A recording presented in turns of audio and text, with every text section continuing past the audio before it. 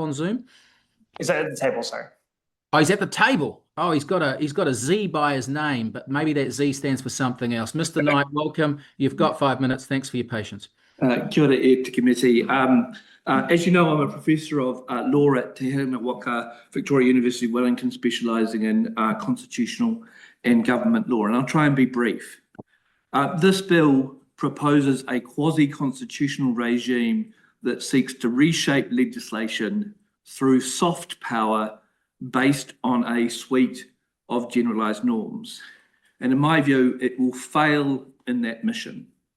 Sure, it has the potential to influence and shape proposed laws and laws already on the books. And in my submission, I explain how it would do so through the exercise of soft power and the ways it would have real impact on policy and lawmaking process, and without doubt will have a much greater instrumental effect on laws than merely providing transparency as it is claimed.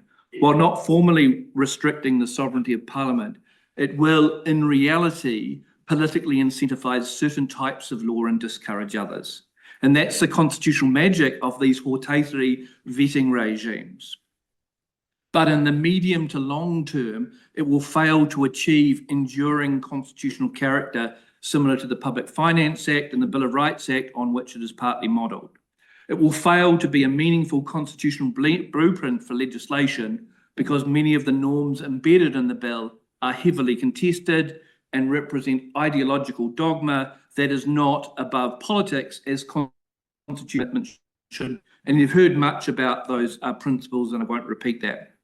It will fail to join the package of quasi-constitutional instrument because it ignores the relevance of existing higher order norms such as Te Tiriti, the treaty, the Bill of Rights Act, international law. It ignores their relevance to regulatory design and legislative equality project, and will create discordant noise and external tensions in the policy and lawmaking process.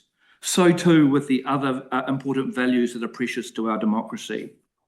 It will fail to be regarded as a meaningful constitutional instrument because of its absolutism and the very odd omission of a justified incompatibility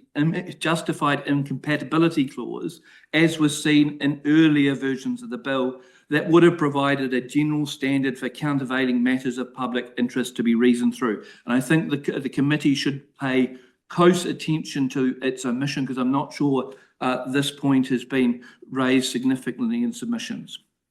It will fail to be regarded as an important constitutional process because the key supervisory board, the Regulatory Standards Board, probably breaches the separation of powers and certainly invests too much political power in the hands of the Minister for Regulation.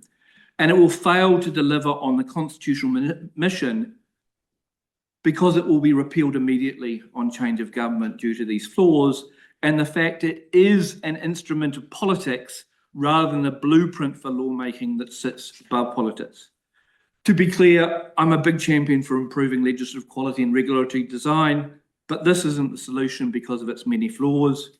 A more constructive regime for improving legislative quality and regulatory design would, and as I've set this out in my submission, build on and incorporate principles drawn from the legislation guidelines, principles that have widespread agreement, and charge, I think, a new select committee with undertaking the vetting and evaluation process against those guidelines. But my very strong submission is that this bill should not proceed in its current form and certainly should be sent back to the drawing board.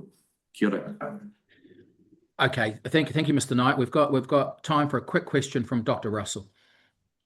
Thank you very much, Dean, for your work on this. Look, I take your point. I've been testing with some other lawyers Clause 24, which says this Act does not confer a legal right or impose a legal obligation on any person that is enforceable in a court of law, and suggesting that perhaps this bill may not confer those rights, but it will have a big impact on the way that the laws are interpreted.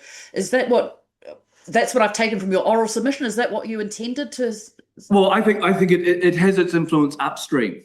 And so it is in the earlier stages of the policy and lawmaking process, you'll see departments and ministers trying to shape legislation to conform with those norms in order to get the easy passage. So it might be that features of bills are taken out. It might be that bills incorporate, for example, compensation for takings of properties in a sort of anticipatory way to ensure that a bill has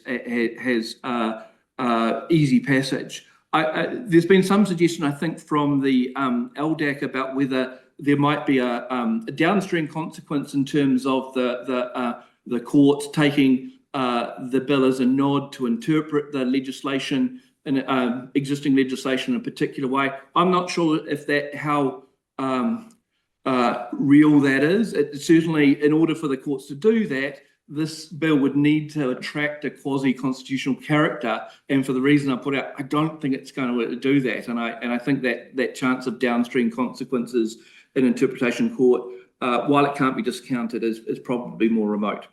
Okay, thank you. Thank you. Thank you. That's all we've got time for. Thank you,